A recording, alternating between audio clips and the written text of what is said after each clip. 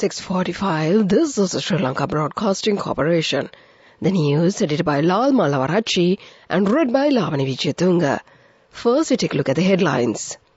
Plans are afoot to designate 1% of the country's total land area for industrial use. Pre-landslide warnings have been issued to several districts until 3 p.m. today. A Georgian business delegation discussed enhancing trade opportunities with Sri Lanka. The World Stroke Day falls today. The Japanese destroyer Kebono arrives at the Trincomalee harbour. Turkish Airlines to operate direct flights to Sri Lanka from tomorrow.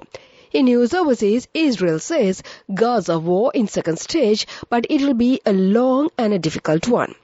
And in sports news, Sri Lanka bags a total of 11 medals at the 4th Asian Para Games in China. Those are the headlines, and now let's move on to the details of the local news. The government yesterday announced that plans are afoot to designate 1% of the nation's total land area for industrial use to help improve industrial activities.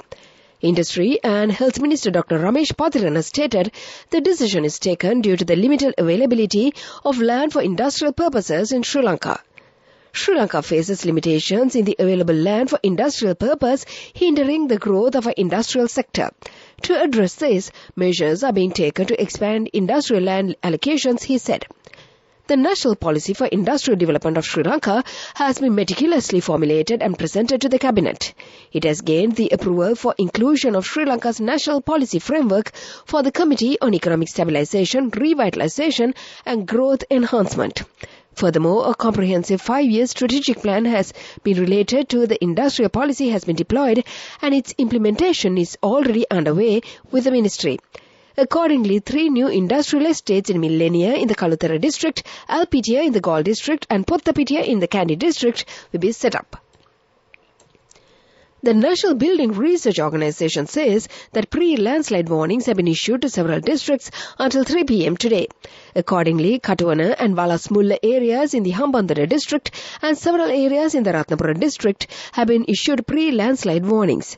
Many areas in the Badulla, Galle, Mathara and Kalutara districts are also under the level 01 landslide warning. Recently, a Georgian business delegation paid a visit to the Sri Lankan Export Development Board to enhance trading opportunities with Sri Lankan agricultural sector. EDB Chairman Dr. Kingsley Bernard welcomed the visiting delegation and extended his appreciation for visiting Sri Lanka to bolster commercial and business ties between the two countries. Georgia is Sri Lanka's 91st export destination. In the year 2022, Sri Lanka's export value to Georgia was $5.02 million, in reflection of the growing potential for Sri Lankan products in the Georgian market. The Embassy for Sri Lanka in Turkey, which is accredited to Georgia, organized a visit of the Georgian delegation to Sri Lanka, demonstrating their untiring efforts to boost commercial relations between the two countries. Ms. Tavisha Mullegamgoda, Minister of Commercial at the Sri Lankan Embassy in Turkey, together with the EDB, coordinated the meeting for the Sri Lankan private sector companies. The focus of the discussion was on Sri Lankan agricultural products, particularly fruits, vegetables, cinnamon, spices, vanilla and coconut-based items. This is the news from the Sri Lanka Broadcasting Corporation. And we continue with more local news. The World Stroke Day falls today. Every year, World Stroke Day is observed on the 29th of October to emphasize the serious nature and high rate of stroke. The day is also observed to raise awareness of the prevention and treatment of strokes. Worldwide, brain stroke is the second leading cause of death and third leading cause of disability. Every year, approximately 1.8 million people suffer from stroke.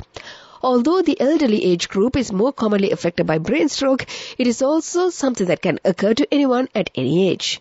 Understanding the risk factors and recognizing the symptoms may help in preventing a brain stroke.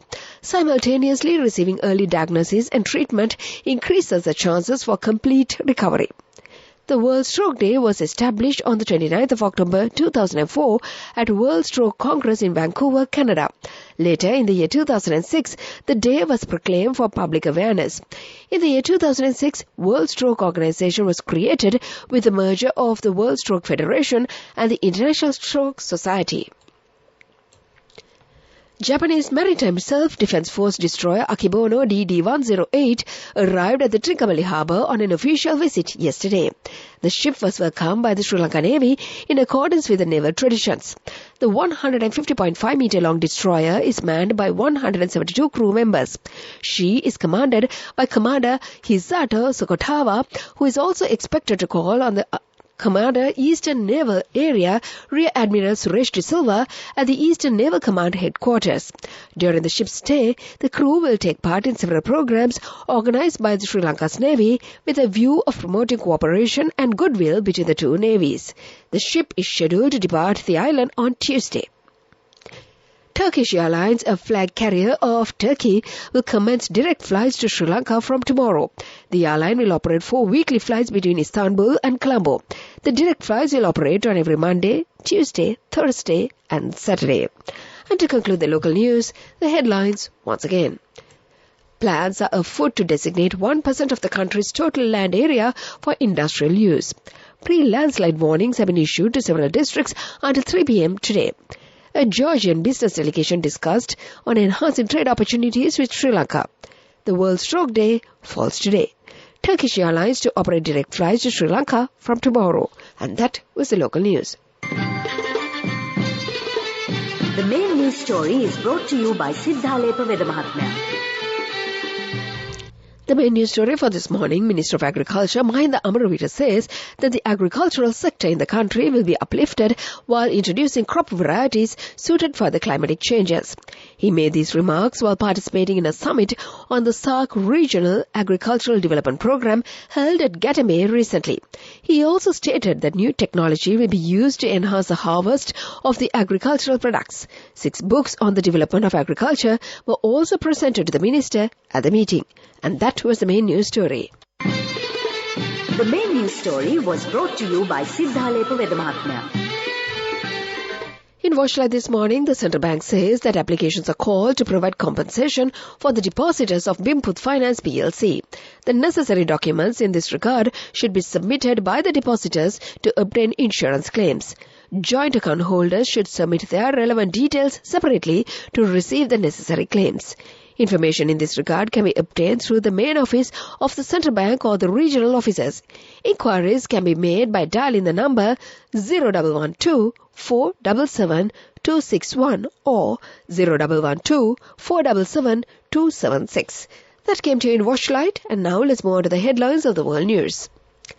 Israel says Gaza war in second stage, but it will be long and difficult. Former U.S. Vice President Mike Pence withdraws from the 2024 presidential race. Kazakhstan mine fire leaves at least 32 dead. Those are the headlines, and now let's move on to the details of the world news. Prime Minister Benjamin Netanyahu says Israel's ground operation in Gaza marks the second stage of what he says will be a long and difficult war with the Hamas. Speaking in a televised address, he confirms Israeli commanders are deployed all over the Gaza Strip as heavy bombings continues. Leaflets have been dropped over Gaza City, warning residents in the area that it is a now battlefield and they must leave for the south. Civilians in Gaza remain cut off from outside world because phone lines and the internet are down for most people. Former U.S. Vice President Mike Pence has withdrawn from the 2024 presidential race, saying, "It's not my time." He made this announcement at the Republican Jewish Coalition in Las Vegas on Saturday afternoon. He said he always knew that this would be an uphill battle, but has no regrets. Mr. Pence is the first major Republican candidate to suspend his campaign in a race led by former President Donald Trump. At least 32 people have been killed following a fire at a mine in Kazakhstan owned by the steel giant ArcelorMittal. The blaze came on the same day as a deal to nationalize the company's mining operation in Kazakhstan was confirmed. A further 14 of the 250 people who were working at the Kosento mine are missing, and so far 18 people have received medical treatment. And that was the world news. Development News. Opposition leader Sajith Premadasa says that all 10,126 schools in the country should be converted to Suhru schools or smart schools, and teaching should be done in English. He said that the bankrupt country should start producing world-winning citizens and added that he is dedicated to building a smart country, and for this purpose, the education system must be smart education system based on modern technology. That was the development news, and now let's move on to the sports news. Sri Lanka wrapped up the 4th Asian Para Games in China with a bang, securing a total of 11 medals yesterday. Among the athletes who stood out on the final day was Saman Madhuranga Subasinghe, who dashed into his best performance this season to clinch the bronze medal in the men's 400-meter race. Clocking in at 50.37 seconds, Subasinghe's swift run not only marked his season's best, but also contributed to Sri Lanka's medal tally, making it the country in the 4th bronze in the Games. Sri Lanka clinched a total of 11 medals, comprising of 2 gold, 5 silver and 4 bronze, while ending the 18th slot in the medal ranking among 43 participant nations and at the 22 discipline games. The event had a participation of approximately 4,000 athletes.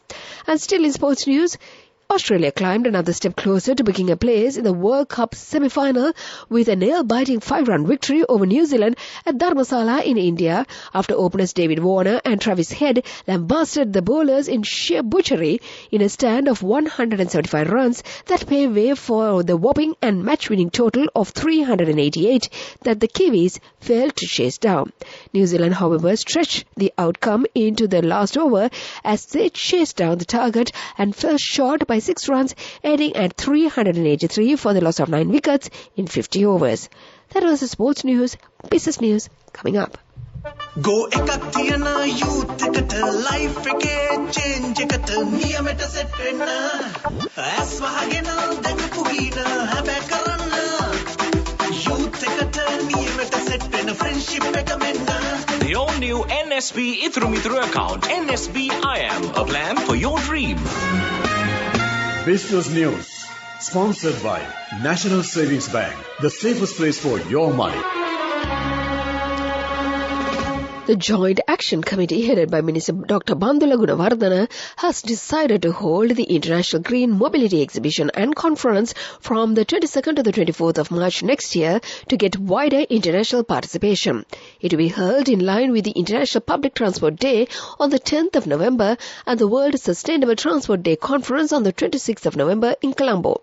The main objective of this exhibition is to draw local and international attention to the country's electric transport sector, in keeping with the concept of naming the year 2024 as the year of e-mobility in Sri Lanka. That is the business news. Economic news follows. Business News, sponsored by National Savings Bank, the safest place for your money. Go ekak thiyana youth එකට life එකේ change එකට නියමෙට set වෙන්න ඇස් වහගෙන දැකපු ගීන හැබැ කරන්න youth එකට නියමෙට set වෙන friendship එක මෙන්න. The all new NSB Ithru Mithru account, NSB IAM, a plan for your dream. In economic news, in a strategic move to revitalize Sri Lanka's domestic economy, the government is planning a strong emphasis on 2 key components: expanding supply capacity and broadening the market access.